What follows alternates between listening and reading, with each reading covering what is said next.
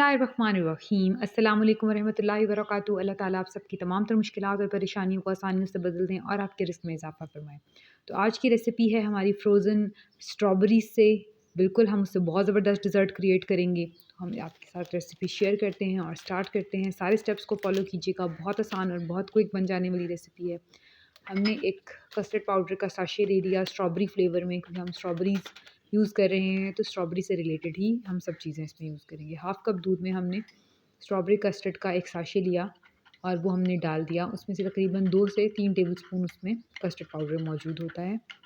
जैसे अगर आपको सबको पता है कि हाफ़ केजी मिल्क में 2 टेबलस्पून कस्टर्ड और 1 केजी में 4 टेबलस्पून कस्टर्ड, लेकिन हम थोड़ा रनी कस्टर्ड बनाएँगे क्योंकि हमें इसमें क्रीम भी ऐड करनी है।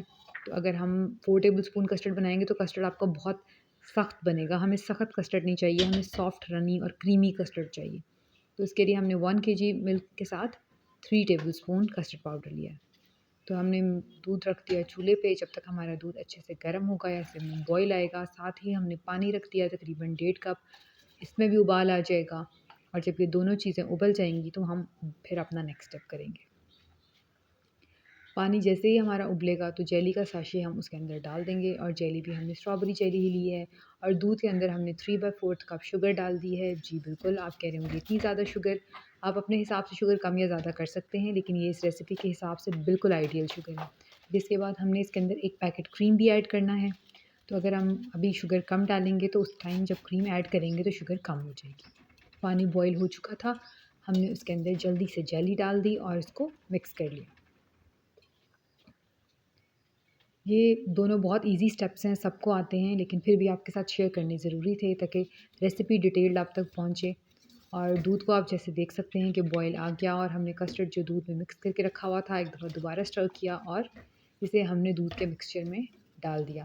और जब आप दूध के मिक्सचर में कस्टर्ड डाल रहे हों तो आपने विस्क को चलाते रहना है ताकि लम्स ना बने और आपका कस्टर्ड बिल्कुल भी कर्डल ना हो, उसमें गुठलियाँ ना बनें। इसको 2 से 3 मिनट पकाएँगे और हमारा कस्टर्ड डन हो जाएगा और जब आप पकाएँगे तो मीनवाइल आप चम्मच चलाते रहेंगे। अब हमने हाफ़ कप पानी ले लिया, उसमें 2 टेबलस्पून हमने इसमें शुगर डाल दी और हमने वो शुगर सिरप प्रिपेयर करके रख लिया। हमारा कस्टर्ड भी रेडी है, जेली भी रेडी है।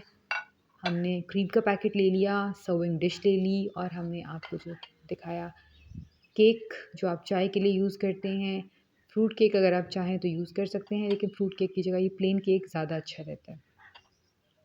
हमने इसे अपनी डिश में अलाइन कर लिया। आपकी सर्विंग डिश किसी भी तरह की है, किसी भी स्टाइल की है, उसी हिसाब से अपने केक को अलाइन कर लेंगे और जो इसके छोटे-मोटे कोने हैं, उनमें भी हम इसको फ़िल कर लेंगे।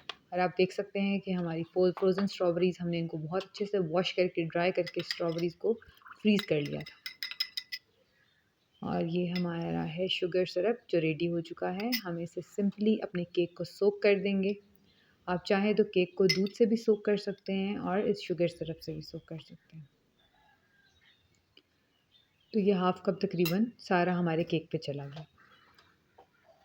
अब आपके सामने कस्टर्ड थोड़ा-सा इसका टेम्परेचर कम हो गया है। पहले ये बहुत तेज़ गर्म था, इसलिए हमने क्रीम ऐड नहीं की थी। अब इसका टेम्परेचर थोड़ा कम हो गया है, इसलिए हम इसमें तकरीबन 1 पैकेट यानी 200 ml क्रीम ऐड कर देंगे। और क्रीम आपने डेयरी लेनी है, नॉन डेयरी क्रीम मत ऐड कीजिएगा।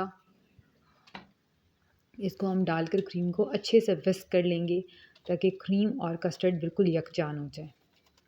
तो ये बहुत अच्छे से स्मूथ पेस्ट बन गया, आपका मिक्स हो गया।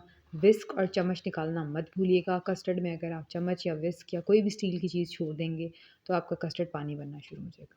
अब हमने स्ट्रॉबेरीज़ ले ली, इसका ग्रीन पार्ट रिमूव कर लिया और अगर आपने ग्रीन पार्ट रिमूव करके रखा हुआ था तो फिर तो कोई इश्यू नहीं, सिंपली आप इसको स्लाइस करेंगे।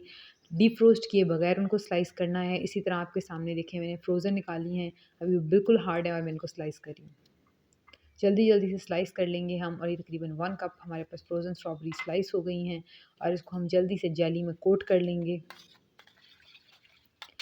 स्ट्रॉबेरीज़ अपनी शेप रिटेन करेंगी, ये बिल्कुल भी ख़राब नहीं होंगी और बिल्कुल भी आपका जो ये स्ट्रॉबेरी डिलाइट है बिल्कुल भी पानी नहीं छोड़ेगा, रनी नहीं होगा और बहुत मज़े का रहेगा। आप इसे चिल्ड करें और उसके बाद अपनी दावत में, अपनी हाई टीज़ में और किसी तरह से भी इसको आप एज़ अ डिज़र्ट यूज़ करें और एन्जॉय करें। तो हमने केक के ऊपर अपनी जेली और स्ट्रॉबेरीज़ की लेयर लगा दी है बहुत अच्छे से आपने इसको लेयर कर देना है और थोड़ी सी हमने बचा ली जिसे हम अपनी टॉपिंग पे यूज़ करेंगे। कस्टर्ड हमारा बिल्कुल रूम टेम्परेचर पे आ चुका है। अब हम इसको अच्छे से मिक्स कर लेंगे दोबारा और इसके बाद छोटे चम्मच की मदद से आहिस्ता-आहिस्ता हम जेली के ऊपर डालते जाएँगे। एक साथ इसको पोर नहीं करेंगे, उससे ऐसा भी हो सकता है कि हमारी जेली और फ्रूट फ्लोट करना शुरू कर दे और आपकी सारी डिश ख़राब हो जाए। तो हमने इसको बहुत अच्छे से लेयर कर लिया। अब हमारे पास जो केक स्लाइसेस बच गए थे, हमने उन्हें इंडिपेंडेंट सर्विंग्स या इंडिविजुअल सर्विंग्स